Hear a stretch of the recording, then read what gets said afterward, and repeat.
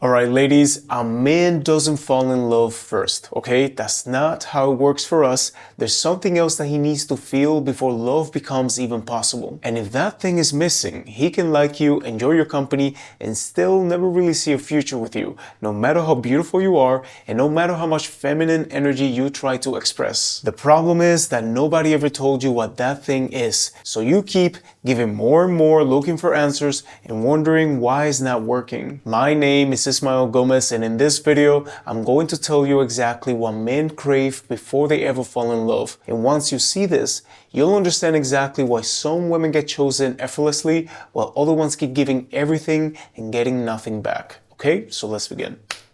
Less talking and more doing.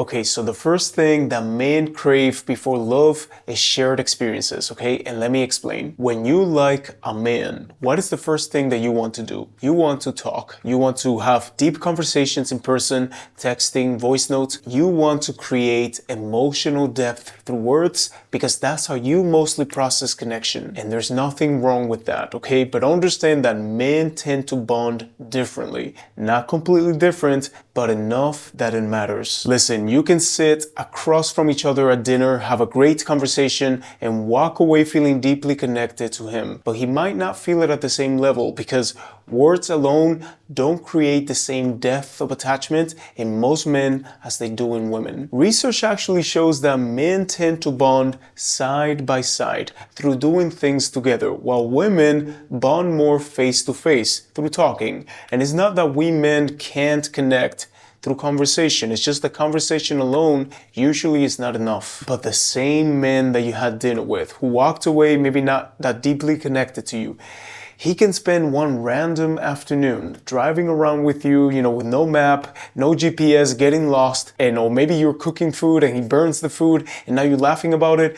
And those events might lead him to think about you for the rest of the week. So what I want you to take from this is that you need to stop relying only on conversation to build connection, especially early on. That pressure actually pushes many men away because he feels like he's being interviewed and not experienced, okay? I see so many messages from clients complaining to me that they want to text more and do all these things, but instead, you need to create moments together. Go to new places, do new things. Try something that neither of you have done before, because a man doesn't fall in love with a woman who asks the best questions. He doesn't fall in love with the best texter. He falls in love with the woman that he has the best memories with. Now, that being said, ladies, I want to take one quick second to address a complaint that I've been receiving from a lot of you, and it's about my upcoming masterclass, okay? I know that many of you felt left out, so I just opened 25 new spots. I'm going to leave the link in the pinned comments. So if you're truly interested, make sure that you sign up when you see this. And if you try to sign up and it's already fully booked again,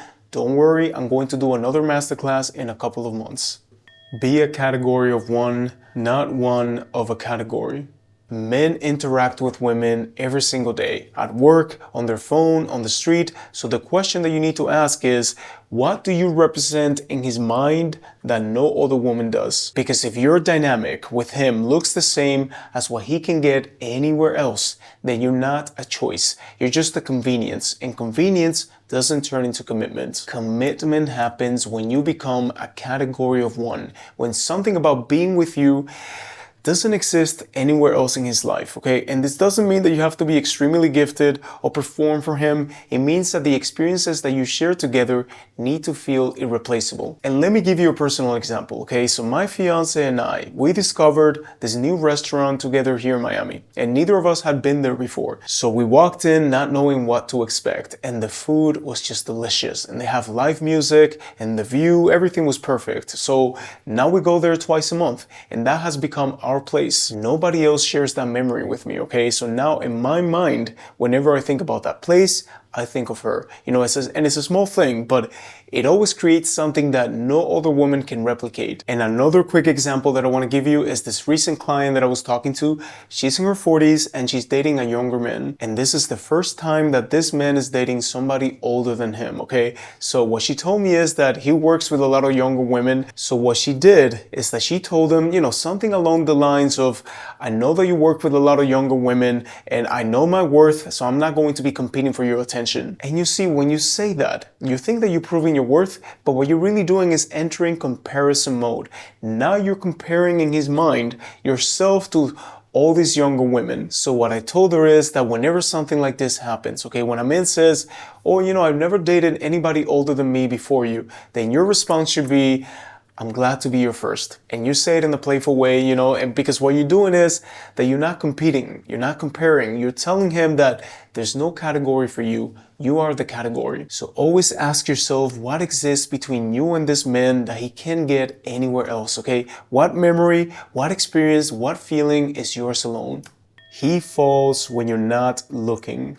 This last one is something that I think most coaches don't talk about, and it might be the most important one, okay? So listen up. Most of you think that a man bonds when you're focused on him, okay? When you're giving him attention, making him feel special. And yes, that matters, but there's a moment that is going to create a deeper pull than any of that, and you won't even know when it's happening. And that is when he's watching you enjoy something that has absolutely nothing to do with him. Like when you're on the phone talking to a best friend, or you're watching a video and you're completely focused on the conversation or on the video, and now he wants your attention, or when you're working on a project and your face lights up in a way that he's never seen before. Because what's actually happening in this dynamic is that when you're completely focused on him, he feels appreciated, which is great. But when he witnesses you in your own world, doing your own thing, like being passionate about something, not performing, not trying to be interesting, he's going to feel something different. And that is admiration, wanting some of that energy that you have, okay? And I can tell you from experience that admiration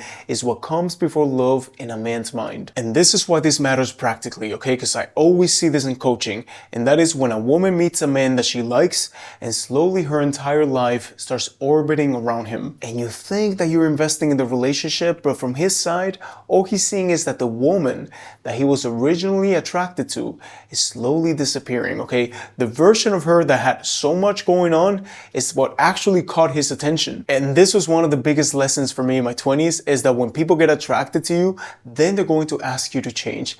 But that first version of you, the one that they met, that's the one that they were attracted to. So when you start changing, usually it's not for the better. So the most counterintuitive thing that I can tell you is that when a man is asking for more, that is actually the right dynamic, okay? When he wants more of your attention, more of your time, when he's complaining low-key, that actually means that he wants you, that he's attracted to you. And probably that first version that he met was the one that really pulled him in. So don't change whatever you think that you were doing at the beginning, and now he's kind of pointing at those things and tell you that they're wrong. All right, ladies, so now you know that love is not the first thing that a man feels. It's not even close. He needs to share certain experiences with you that he can't find anywhere else. He needs to place you as one of a kind in his mind, and he needs to feel like being part of your life is something that he earned, not something that you handed him. Now, if you're watching this, okay, and you're nodding your head, understanding the information, but you have no idea how to apply it or make the changes necessary in your life, that's exactly where I come in. If you're ready to stop repeating what's not working, again, I'm going to leave the masterclass in the pinned comment, and I hope to see you there. Anyways, thank you for subscribing to my channel, and remember that for your relationships to change, you need to change, okay? Have a beautiful day.